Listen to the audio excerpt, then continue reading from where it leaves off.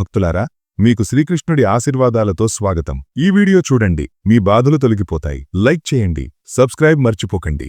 శ్రీమద్ భగవద్గీత అనేది మనిషిని జీవించే సరైన మార్గాన్ని చూపే ఒకే ఒక్క గొప్ప గ్రంథం. ఈ గీత జీవితంలో ధర్మం, కర్మ, ప్రేమనే పాఠ్యాలను నేర్పుతుంది. శ్రీమద్ భగవద్గీత ధ్యానం ఈ జన్మలోనూ, జన్మ తర్వాత జీవితంలోనూ ఉపయోగపడే అమూల్యమైనది. గీత అనేది సంపూర్ణ జీవన దర్శనం. దీన్ని అనుసరించే వ్యక్తి ఎల్లప్పుడూ ఉత్తమమైనవాడవుతాడు. భగవద్గీతలో మొత్తం 18 అధ్యాయాలు, 700 శ్లోకాలు ఉన్నాయి. అందరికీ వీటిని చదవడం కొంచెం కష్టమే.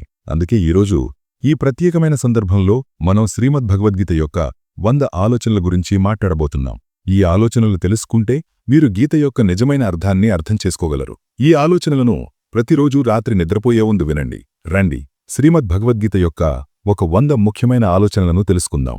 భగవాన్ శ్రీకృష్ణుడు ఇలా అంటాడు: వెలుగు, జ్యోతి చీకటిలో ఎలా ప్రకాశిస్తుందో అలాగే సత్యం కూడా మెరిసిపోతుంది. అందుకే మనిషి ఎప్పుడూ సత్యం దారిలో నడవాలి. మరణమనేది ఎవరూ మార్చలేని అటమటి సత్యం. ఈ సృష్టి ఆరంభం నుంచి జననం మరణం అనే చక్రం నడుస్తూ వస్తోంది.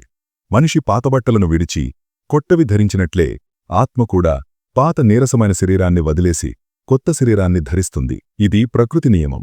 ఈ సత్యాన్ని అంగీకరించి భయం లేకుండా ఈ క్షణంలో జీవించాలి. జాన్ ఎవరైతే చనిపోయిన వాళ్లకోసం శోకించడు, బతుకున్నవాళ్లకోసం కూడా శోకించడు.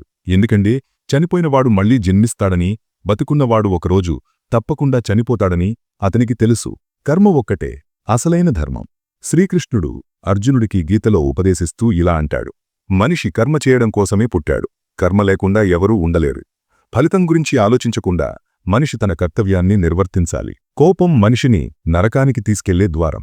కోపం వల్ల మనసు అశాంతమవుతుంది. ఆవేశంలో మనిషి తనకు తానే హాని చేసుకుంటాడు. కృష్ణుడు ఇలా అంటాడు: మనిషి కోపం నుంచి దూరంగా ఉండాలి. ఎంత కోపమొచ్చినా స్వయంగా శాంతంగా ఉండే ప్రయత్నం చెయ్యాలి. ఈ లోకంలో నీవు, నీ దగ్గరున్నది ఈరోజు నీది, రేపు అది వేరొకరిది, ఎల్లుండి అది మరొకరిది కావచ్చు.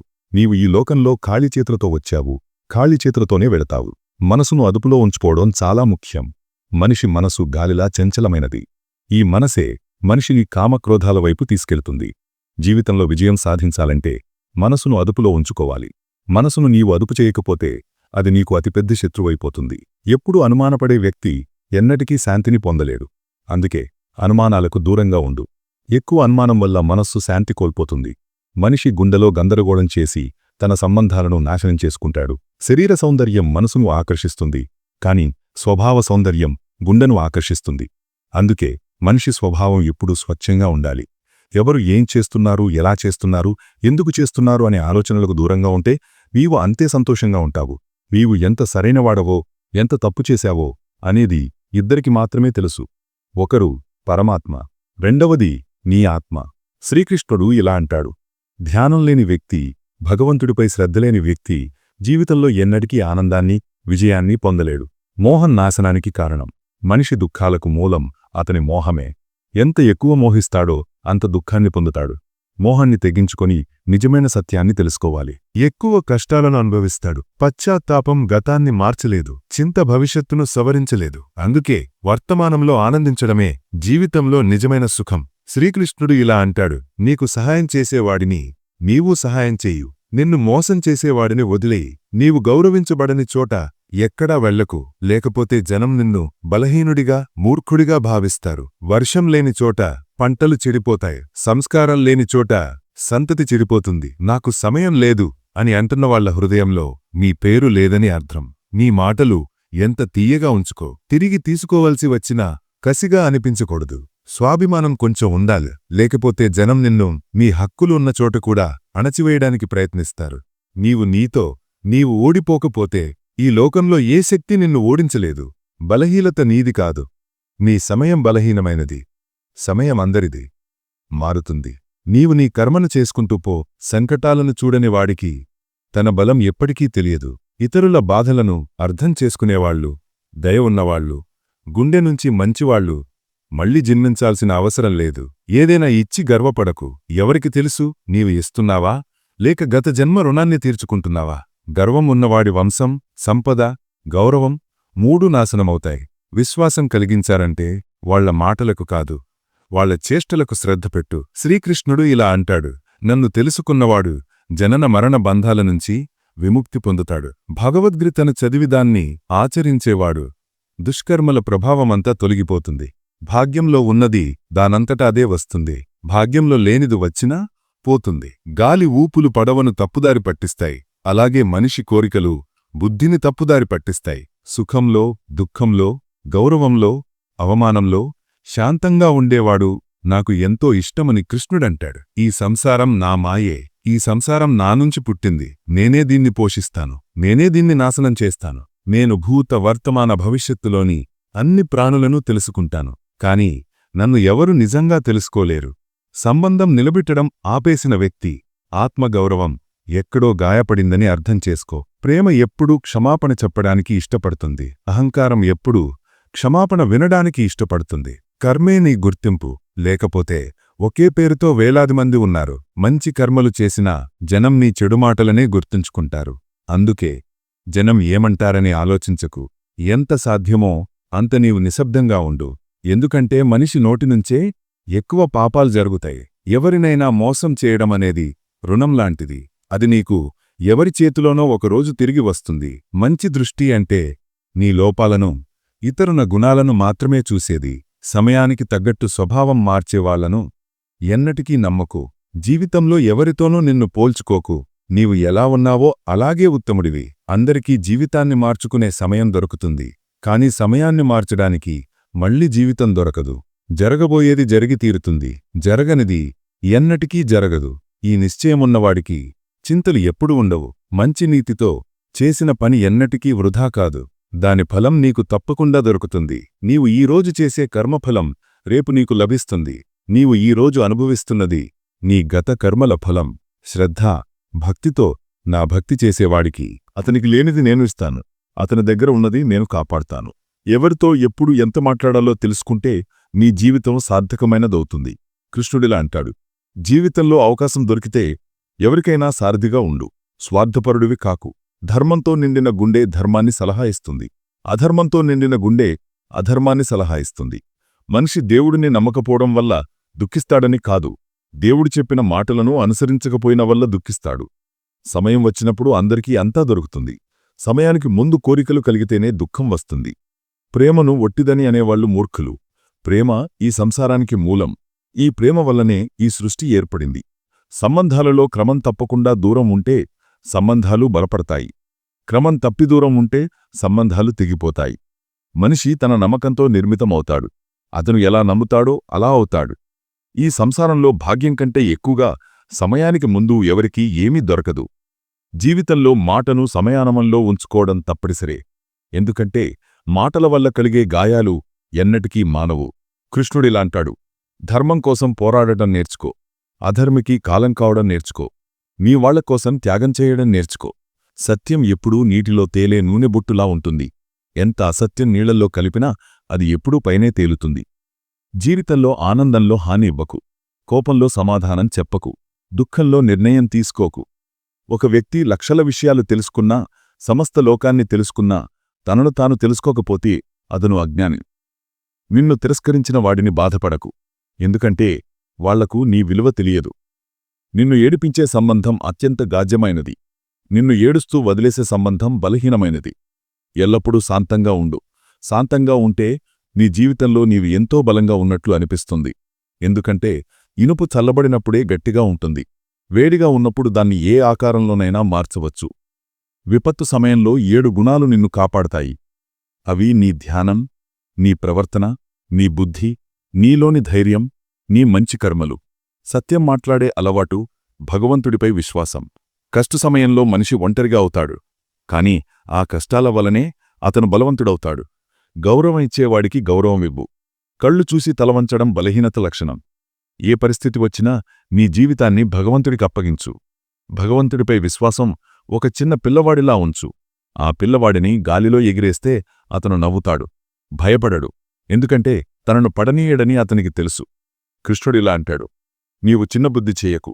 నీ వాళ్ళు నిన్ను విడిచినా నేను నీకు తోడుంటాను. ఎవరి ముందూ నీవు ఎక్కువగా వంగకు.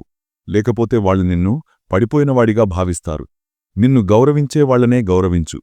ఏడిపించే సంబంధం గాయమైనది. ఏడుస్తూ వదిలేసే సంబంధం బలహీనమైనది. కష్టకాలంలో కూడా నిలబడే సంబంధం అత్యంత గొప్పది. కృష్ణుడిలా అంటాడు, భావనలను అర్థం చేసుకునేవాడు నీవాడు, భావనలకు అతీతమైనవాడు పరాయివాడు, దూరంగా ఉన్నా దగ్గరగా ఉన్నవాడు నీవాడు, దగ్గరగా ఉన్నా దూరమైనవాడు పరాయివాడు. మనిషి ఎప్పుడూ తన భాగ్యాన్నే తిట్టుకుంటాడు, కాని భాగ్యం కంటే గొప్పది తన చేతిలో ఉన్న కర్మ అని తెలుసుకో. ఒక బుద్ధిమంతుడు ఇతరులను చూసి వాళ్ల గుణాలను నేర్చుకుంటాడు, తులన ఈర్ష్య చెయ్యడు. ఈ లోకంలో ఎవరూ నీకు సానుభూతి చూపరు. శవాన్ని శ్మశానంలో ఉంచి నీవాళ్లే ఇంకెంత సమయం పడుతుంది అని అడుగుతారు. దుఃఖం రావడం కూడా అవసరం, అది లేకపోతే జీవితం పూర్తి కాదు. ఖాళీ సంతోషం మనిషిని బలవంతుణ్ణి చెయ్యదు, జీవితంలోని రెండు వైపులను చూపించదు. శ్రీకృష్ణుడిలా అంటాడు, మనసు శాంతి కంటే గొప్ప సంపద ఈ లోకంలో లేదు.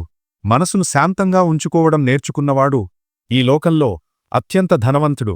సమయం మనిషి చెప్పిన దారిలో నడవదు, మనిషి సమయం చూపిన దారిలో నడవాలి. దాన్నే నియతి అంటారు. జీవితం కష్టంగా అనిపించేది మనం మనలో మార్పు తెచ్చుకోకుండా పరిస్థితులను మార్చడానికి ప్రయత్నించినప్పుడే. ఈ లోకంలో తల్లిదండ్రులు మాత్రమే తమ పిల్లలు తమ కంటే ఎక్కువ విజయం సాధించాలని కోరుకుంటారు. జీవితంలో సగం దుఃఖాలు అధిక ఆశల వల్లనే వస్తాయి. ఈ ఆశలను వదిలేస్తే జీవితంలో సుఖమే సుఖం. జీవిత యుద్ధంలో నీవే కృష్ణుడివి, నీవే అర్జునుడివి.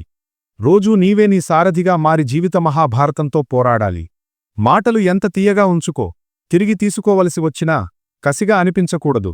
ఫలాపేక్ష లేకుండా కర్మ చేసేవాడే జీవితంలో విజయం సాధిస్తాడు. జీవితంలో అహంకారం కూడా అవసరం, కాని అది హక్కులు, చరిత్ర, గౌరవం గురించి ఉన్నప్పుడే మాత్రమే. అందరికీ సేవ చేయి, కాని ఎవరినుంచి ఆశించకు. ఎందుకంటే సేవకు నిజమైన విలువ భగవంతుడు మాత్రమే ఇవ్వగలడు, మనిషి కాదు. మనిషి తన వ్యవహారంతో తన రహస్యాలను తానే బయటపెడతాడు. తప్పు జరగడం సహజం, ఒప్పుకోవడం సంస్కారం, దాన్ని సరిదిద్దుకోవడం పురోగతి. మనిషి ఇల్లు, సంబంధాలు, స్నేహితులు అన్నీ మార్చుకుంటాడు, కాని అయినా దుఃఖంలోనే ఉంటాడు. ఎందుకంటే అతను తనను తాను మార్చుకోడు. భగవంతుడి నిర్ణయంపై ఎన్నటికీ సందేహం వద్దు. సజా వస్తే ఏదో తప్పు జరిగి ఉంటుంది. ఎందుకు వృధా చింతిస్తావు? ఎవరిని భయపడతావు? నిన్ను ఎవరూ చంపలేరు. ఆత్మ పుట్టదు, చావదు. ఈ శరీరం నీది కాదు, నీవు ఈ శరీరానిది కాదు. ఈ శరీరం అగ్ని, జలం, వాయువు, భూమి, ఆకాశం ఈ 5 అంశాలతో ఏర్పడింది. చివరికి ఇవే అంశాల్లో కలిసిపోతుంది. కాని ఆత్మస్థిరం. నీవు మరణమనుకునేది కొత్త జీవితం.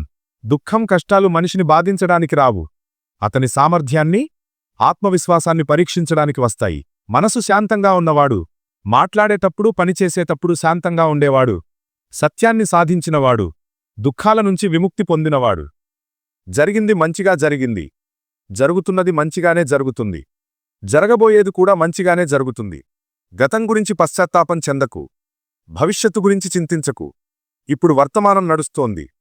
ఒక బుద్ధిమంతుడు తనలోని లోపాలను, బంగారం వెండిలోని మలినాలను తొలగించినట్లు కొంచెం కొంచెంగా పదే పదే సరిదిద్దుకుంటాడు. శ్రీకృష్ణుడిలా అంటాడు, ఈ సంసారంలో ఒక క్షణంలో నీవు కోట్ల ఒడిలో కూర్చుంటావు, మరుక్షణంలో దరిద్రుడివవుతావు. నాది, నీది, చిన్నది, పెద్దది, సొంతం, పరాయి ఈ ఆలోచనలన్నీ మనసునుంచి తొలగించు. అప్పుడు అన్నే నీవే, నీవు అన్నిటివై. కేవలం సమయం మీద ఆధారపడి కూర్చోకు. భాగ్యవంతుల చేతులు ఖాళీగా ఉండొచ్చు, కష్టపడేవాళ్లవి ఎన్నటికీ ఖాళీగా ఉండవు. నీ ఆలోచనలను మార్చు, నీ జీవితం ఖచ్చితంగా మారుతుంది. కొన్ని దారుల్లో నీవు ఒంటరిగానే నడవాలి. కుటుంబం, స్నేహితులు తోడు ఎవరూ లేకుండా నీవు నీ ధైర్యం మాత్రమే అత్యంత ముఖ్యమైన కష్టమైన పనినిందు ముందు చేయి. జీవితంలో జరిగేదంతా ఒక కారణంతోనే జరుగుతుంది. అది నిన్ను ఏదో ఒకటి చేస్తుంది లేదా ఏదో ఒకటి నేర్పుతుంది. అర్థం లేకపోతే జనం నిన్ను చూడడం కూడా మానేస్తారు. అందుకే ఆశరు నీ మీద నీవే పెట్టుకో. దారులు ఎప్పుడూ అయిపోవు, కాని జనం ధైర్యం కోల్పోతారు. ఈత నేర్చుకోవాలంటే నీళ్లల్లో దిగాలి. ఒడ్డున కూర్చుని ఎవరు గజీతగాడు కాలేరు. కొంచెం సౌకర్యాన్ని వదిలేస్తే పెద్ద సంతోషాన్ని చూడగలిగితే బుద్ధిమంతుడు ఆ కొంచెం సౌకర్యాన్ని వదిలేసి పెద్ద సంతోషాన్ని సాధించాలి. జీవిత ప్రయాణంలో విశ్వాసం నిన్ను పోషిస్తుంది. మంచి కర్మలు ఇల్లు లాంటివి, జ్ఞానం వెలుగులాంటిది. జాగ్రత్త నిన్ను కాపాడుతుంది. ప్రమాదం శత్రువుల నుంచి కాదు, చుట్టూ ఉన్నవాళ్ల నుంచే వస్తుంది. ఎందుకంటే పడవ బయట నీళ్ల వల్ల కాదు, లోపలి రంధ్రం వల్ల మునిగిపోతుంది. ఆరోగ్యం అతిపెద్ద వరం, సంతృప్తి అతిపెద్ద సంపద, విశ్వసనీయత అతి మంచి సంబంధం. చింతా చిత్త మధ్య ఒక చుక్క తేడా మాత్రమే. చిత్త నిర్జీవాన్ని కాల్చేస్తుంది, చింత బ్రతుకున్నవాడిని కాల్చేస్తుంది. నీ దగ్గర ఉన్నదాన్ని అతిశయుక్తిగా చెప్పకు. ఇతరులపై ఈర్ష్య పెట్టకు. ఈర్ష్య చేసేవాడికి మనసు శాంతి దొరకదు. ఈ లోకం ఎప్పుడూ పొగడ్తలు, నిందలు వెతుక్కుంటూ ఉంటుంది. ఇది ఎప్పటినుంచో జరుగుతోంది. ఇక ముందు కూడా జరుగుతుంది. తనను తాను నిజంగా ప్రేమించుకునేవాడు ఎన్నటికీ ఇతరులను గాయపరచడు. విచలితం చేసే ఆలోచనల నుంచి విముక్తి పొందినవాడు శాంతిని తప్పకుండా పొందుతాడు. పెద్ద పెద్ద మాటలు చెప్పేవాళ్లు మాటల్లోనే ఉండిపోతారు. సన్నగా చిరునవ్వు నవ్వేవాళ్లు చాలా చెప్పేస్తారు. నీళ్లతో స్నానం చేసేవాడు బట్టలు మాత్రమే మార్చగలడు. చెమటతో స్నానం చేసేవాడు చరిత్రను మార్చగలడు. ఒక్క నిమిషం పడుతుంది సంబంధాలను ఎగతాళి చేయడానికి. కాని మనం మర్చిపోతాం, జీవితం సంబంధాలతోనే అలంకరించబడుతుంది, సమృద్ధమవుతుంది. మనసులో ఉన్నది స్పష్టంగా చెప్పేయాలి. ఎందుకంటే సత్యం చెప్పడం వల్ల నిర్ణయాలు జరుగుతాయి, అసత్యం చెప్పడం వల్ల దూరాలు ఏర్పడతాయి. ఉదయం నిద్ర మనిషి ఉద్దేశాలను బలహీనం చేస్తుంది. గమ్యాన్ని చేరుకునేవాళ్లు ఎప్పుడూ ఆలస్యంగా నిద్రపోరు. ప్రతి ఒక్కరికి గుండెలో అంత స్థలం ఇవ్వు. ఎంత అతను నీకిస్తాడు, లేకపోతే నీవు ఏడుస్తావు, లేదా అతను నిన్ను ఏడిపిస్తాడు. విజయం సాధించాలంటే నీ కష్టపాటుపై నమ్మకం ఉంచాలి. ఎందుకంటే భాగ్యం జూదంలో పరీక్షించబడుతుంది. జీవితంలో ప్రజాదరణ పొందాలంటే మీరు అనే మాటను ఎక్కువగా, మేము అనే మాటను తరువాత, నేను అనే మాటను అతి తక్కువగా వాడాలి. ఈ శక్తిని చింతలో వృధా చేయడం కంటే దాన్ని సమస్యలను పరిష్కరించడానికి వాడు. చెడును చూడడం వినడం చెడు ఆరంభం. ప్రేరణకు అతిపెద్ద మూలం నీ సొంత ఆలోచనలు. అందుకే పెద్దగా ఆలోచించు. నిన్ను నీవు గెలవడానికి ప్రేరేపించు. కర్మల గణితం చాలా సరళం. మంచి చేస్తే మంచి జరుగుతుంది, చెడు చేస్తే చెడు జరుగుతుంది. జన్మ తీసుకుని కూడా శ్రీ రాధాకృష్ణుల కీర్తన చెయ్యనివాడు మూర్ఖుడు. మోక్షానికి మెట్టు దొరికినా దానిపై ఎక్కడానికి ప్రయత్నించరు. దుఃఖం భోగించేవాడు కమిచ్చేవాడు ఎన్నటికీ సుఖాన్ని పొందలేడు. నీ లోపల కరుణను పెంచుకో, ఆవేశాన్ని కాదు. మేఘం వర్షం వల్ల పుష్పాలు వికసిస్తాయి, దాని గర్జన వల్ల కాదు. తప్పుడు వ్యక్తి ఎంత తీయగా మాట్లాడినా నీకు వ్యాధిలా మారుతాడు. సత్యవంతుడు ఎంత కఠినంగా అనిపించినా ఒకరోజు నీకు ఔషధంలా పనిచేస్తాడు. ఒక దీపం తన వెలుగును తగ్గించకుండా వేల దీపాలను వెలిగిస్తుంది. అలాగే సంతోషాలను పంచితే సంతోషాలు తగ్గవు, పెరుగుతాయి.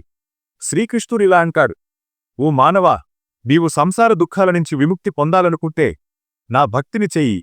నా భక్తి చెయ్యను వాడు ఈ జన్మలోనూ జన్మ తర్వాత జీవితంలోనూ శాంతిని పొందలేడు. ఈ గీతాధ్యానం మన హృదయాలను తడమని, మనస్సును శాంతపరిచే దివ్యమైన ఔషధం. ఈ ఆలోచనలు మన జీవితంలో కొత్త వెలుగును నింపే సత్యాలు. ఒక్కొక్క ఆలోచన మన గుండెలో ఒక దీపాన్ని వెలిగిస్తుంది, మన దారిని సత్యం వైపు, ధర్మం వైపు నడిపిస్తుంది. ఈ ధ్యానం మనలోని చీకటిని తొలగించి మనస్సును స్వచ్ఛతతో నింపుతుంది. ప్రతిరోజూ ఈ ఆలోచనలను గుండెలో నింపుకుంటే మన జీవితం ఒక సుగంధ బాటలా వికసిస్తుంది. ఓ సోదరులారా, ఈ జ్ఞానగంగలో మునిగి మీ జీవితాన్ని పవిత్రం చేసుకోండి. ఈ ఆలోచనలు మీకేదైనా స్ఫూర్తిని, శాంతిని ఇచ్చినట్లయితే మీ గుండెలోని భావాలను కమెంట్లో జయశ్రీ రాధేకృష్ణ అని రాయండి. ఈ జ్ఞానదీపాన్ని మరిన్ని హృదయాల్లో వెలిగించడానికి ఈ సందేశాన్ని ఇష్టపడి మన ఈ ప్రయాణంలో తోడుగా ఉండండి. మీ సహకారంతో ఈ ధ్యానం మరింత మందికి చేరుతుంది. మీ హృదయంతో మమ్మల్ని ఆదరించి ఈ దివ్య జ్ఞానయాత్రలో భాగస్వాములవ్వండి. శ్రీమద్ భగవద్గీత ఒక గ్రంథం కాదు, అది జీవనదీపం.